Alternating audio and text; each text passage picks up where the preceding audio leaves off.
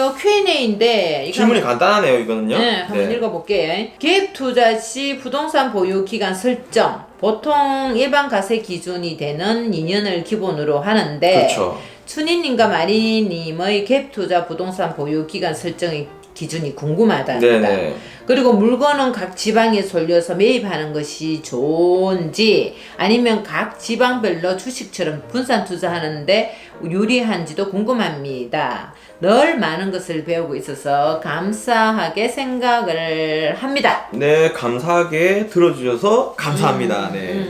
자, 보통 일반 아파트 같은 경우는 당연히 2년을 기간으로 투자를 하고요. 주택 같은 경우에는 1년 보유했을 때 일반 과세, 그리고 분양권 같은 경우에는 2년 보유를 했을 때 이제 일반 과세가 되지 않습니까? 비조정 대상 지역에서 말입니다. 자, 그래서 일반적으로는 2년을 투자하시는 게 맞아요. 주택도 만약에 내가 매수를 해서 전세 2년 계약을 하면, 자, 1년 뒤에 매도를 하려고 한다고 하면 세입자가 지금 살고 있지 않습니까? 네, 그렇죠. 그래서 투자하시는 분들만 그 물건을 받을 수가 있거든요. 그래요. 그래서 제 가격을 받지는 못합니다. 세입자가 나가는 시기에 맞춰가지고 매도를 하셔야 되거든요. 자, 그래서 일반적으로 2년을 하는 거는 맞고요. 가끔씩 특별하게 내가 전세 안고 매수를 하는 경우가 있어요. 네. 어떤 A라는 물건이 이미 세입자가 들어있고 1년 네. 살았다는 거죠. 네. 자, 이런 물건은 내가 사서 1년 뒤에 매도가 가능하잖아요. 일반 예, 과세로. 그렇죠. 그렇게 하는 경우가 가끔씩 있긴 합니다.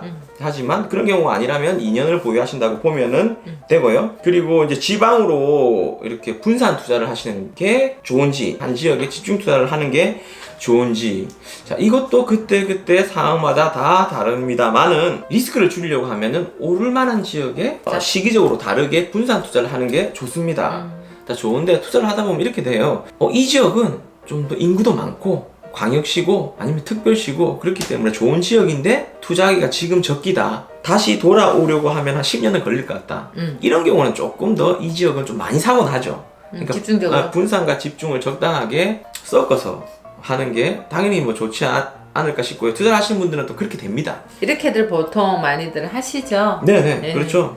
이 땅 같은 경우에도 마찬가지입니다. 이 분산 투자를 하는데 경기도 갔다가 뭐 저쪽에 갔다가 뭐 강원도 갔다가 이렇게 하는 경우도 물론 있지만은 그거보다는 한 지역의 개발 이슈가 뜨면 다 완성될 때까지 20년, 30년의 먹거리가 나오거든요. 엄청 걸리죠. 네. 동서남북으로 계속 군데군데 그 주변을 땅을 사다 보면은 이거 하나 개발된다고 돈이 나오더만은 저 땅도 개발된다네 이러면서 계속 연거푸 돈이 나오는 경우가 네네. 있기 때문에 상당한 투자의 재미가 또 네네. 만만치 않습니다. 투자하시는 분들을 보면 이제 지역적으로 이제 임장을 많이 가기가 좀 쉽지 않기 때문에, 그리고 그 금매를 잡으려면 그 지역에 상당히 시간 투자를 많이 하고 부동산도 많이 돌아다니고 하셔야 되기 때문에 집중적으로 또 이렇게 하시더라고요. 주변 분들 보면은. 조금 틀린 부분이 있죠. 큰 돈이 움직이는 것도 그렇고 갭 투자나 이런 거보다는 조금 장기간 네네. 가는 안정적으로 가는 것도 있고, 제가 투자 부분에 대해서는 그래도 아파트는 바람을 많이 타고 또 작은 돈과 움직였을 때는 내가 큰 낭패를 또 겪는 일이 생기잖아요. 땅 같은 경우에는 낭패를 겪는 경우는 별로 없더라고요. 꾹 참고 가기만 하면 돼요. 제가 또 땅에 대해서 또 잠깐 조금 그걸 했는데 좀 소액 기술을 좀 안전한 쪽에 갔다가 어느 정도 하면 좀 키야가지고 그때는 이렇게 좀 다른 쪽으로 하시면 어떨까 그런 추천을 많이 해드리고 있습니다. 네네. 자, 갭 투자에 대해서 마린보이님하고 아파트 쪽과 땅에 대해서 우리가 각자의 네네. 어떤 그 얘기를 해드렸습니다. 많은 도움이 되었으면 좋겠습니다. 예, 네. 그럼 한 가지만 더 해볼게요. 여기에 보면은 경매 대출에 대해서 하나가 올라왔는데 남편 명의로는 다 주택제로 담보대출 및 신용대출도 많대요. 전 주부라서 경매를 하면 대출이 잘 나올지 궁금하답니다. 또 대출이 잘 나오는 종목이 있다 하던데 맞나요? 종목마다 조금씩 차이가 나기는 하지만 결국에는 신용도의 문제이지 어떤 종목이든 대출은 정해진 한도 내에서 나옵니다. 예, 네네. 이게 무슨 상가라서 많이 나오고 토지라서 나대지 아파트라서 뭐 그런 거 잘 나오고 안 나오는 아니고 개인에 따라서 물건에 따라서 그럼요. 또 이거는 은행에 따라서 네. 그렇죠. 보통 경매도 개인의 소득을 보기 때문에 소득 유무에 따라서 그 금액에 따라서 한도가 달라지기 때문에 요즘은 경매하시는 분들 중에 약 한 절반 정도는 법인으로 네. 지금 대출을 실행해서 투자를 하시고요. 그리고 근데 일반적으로 뭐 상가가 뭐 60% 나오고 뭐 토지는 뭐 70% 나오고 뭐 이렇게 말씀하시는데요. 그냥 은행에 따라서 많이 달라요. 그러니까 내가 이 토지 같은 경우에는 A은행에서는 70%만 해줬다고 하더라도 또 다른 은행이나 막 찾아보면은 또 80% 해준 데가 또 나옵니다. 그래서 많이 검색을 하셔야 돼요. 많이 알아보고 하셔야 되고요. 정말 막 급하신 경우에 대출이 잘 안 나왔다. 저는 한 200군데 은행을 찾아보시는 분 제가 봤습니다. 네네. 네네. 대출을 해줘야 되는 상황이 있는 은행들이 있거든요. 그래서 결국 노력하고 두드리면 열린다. 말씀드립니다. 네. 이야, 굉장하다, 네네. 그죠?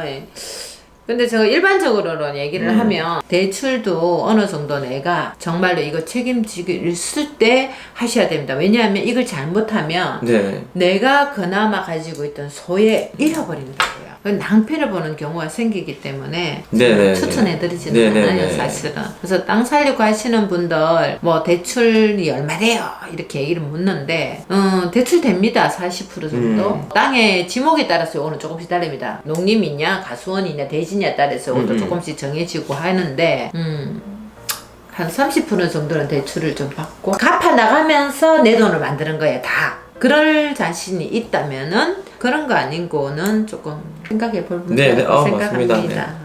좀 생각이 우리 말이 조금 네네. 좀 대칭하나요? 네. 좋은 말씀 많이 감사합니다. 네. 제가 이제 얘기해드리고 싶은 거는 마린보이님이나 아니면 다른 전문가들 강의를 좀 듣고 또 요새 유튜브 대학 좋잖아요. 내가 어떻게 투자할지를 조금은 좀 개념을 세우는 것도 상당히 중요하지 않을까요? 많이 질문들을 많이 하셔야죠. 근데 초보분들 보면은 사실 커뮤니티나 뭐 카페, 인터넷 카페나 문의를 할 때가 많이 있습니다. 만약에 내가 오프라인에서 이 아파트 괜찮나요? 이 토지 괜찮나요? 물어보기가 좀 어렵다 손 치면 아무 공인중개사나 들어가 보세요. 물어보면 되잖아요.